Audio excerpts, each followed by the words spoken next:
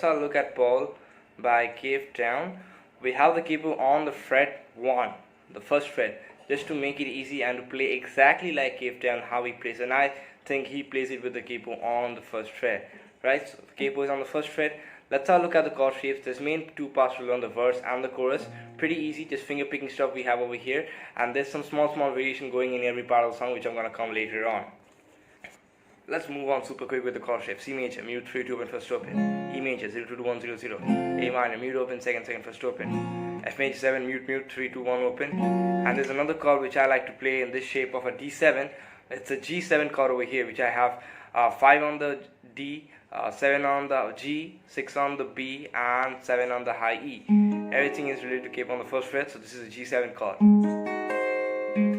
And also I do play another chord which is over here, which is not there in the song, but there's a reason why I play it. It's actually 9 10 9 10 on the D, G, B, high E. So 9 10 9 10 in this shape. Beautiful chord. Alright, since you know the chord shapes, let's have a look at the verse of the song. So I'm actually finger picking. I'm using my thumb to hit the bass note, which may be on the E or the A string, index finger for the G string, middle finger for the B string, and the ring finger for the high E string.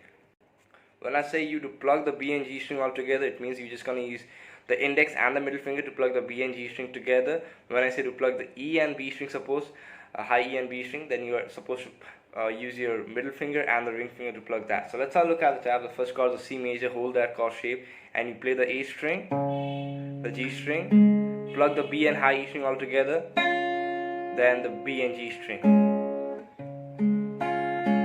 And we're just going to do the same pattern on the E major chord, but we're just going to add the third fret on the B string for now to make it to a E7 chord. We're going to hit the top E string, then the G string, then we're just going to hit the third fret on the B with the open high E string. Then we're just going to lift off the pinky and make it open on the B string back, and I'm going to pick the G and the B string all together. Then we're going to go to a A add 9 chord, which is open A string, fourth fret on the G, B string first fret, fourth fret on the G back, and then we're going to go to a F major 7 chord. We're just going to hit the D, the G, then we're just going to plug the B and high E string all together, and the B and G string. So you see everything is actually on the chord shape. You don't have to move all around. So we got pinky up at 9,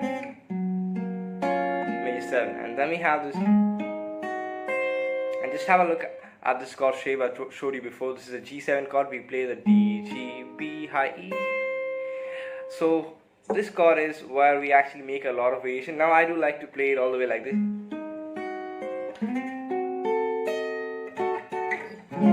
and go back to a C, because it actually resolves beautifully. So you can just add this chord if you want, it's up to you. But what I do see is for the full song, the variation is based on the G7 chord. Sometimes they play D, G, B, high E.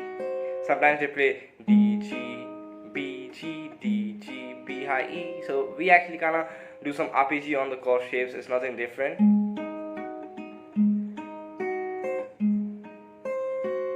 Like this. So we just kind of try on different patterns on the G7 chord and make it other than the kind of differentiate that.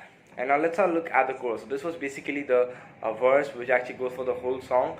Like we have 3-4 verses for the song, and then we have the chorus, which comes just after the verse. We just have two chords over here, the F major 7 and the C major, and the pattern will be very easy.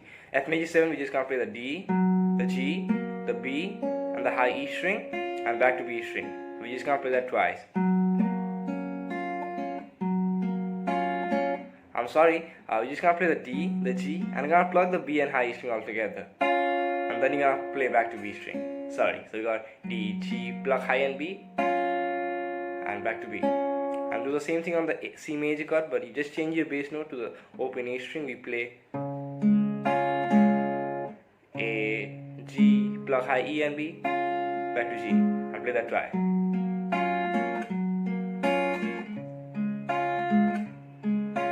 This is the chorus, and which actually goes for the whole song. So that's basically everything. Usually for the F major 7, I'm actually using the bass note as a D string third fret. So you can do that. So the bass note will be on the E, A, or the D string, not on the G, B, or the high E string. So that's basically everything. It will be up to y'all. Make sure to drop me one of these Subscribe my channel if you haven't yet, and I'll see you guys back in the next video. Drop a comment down below. Bye.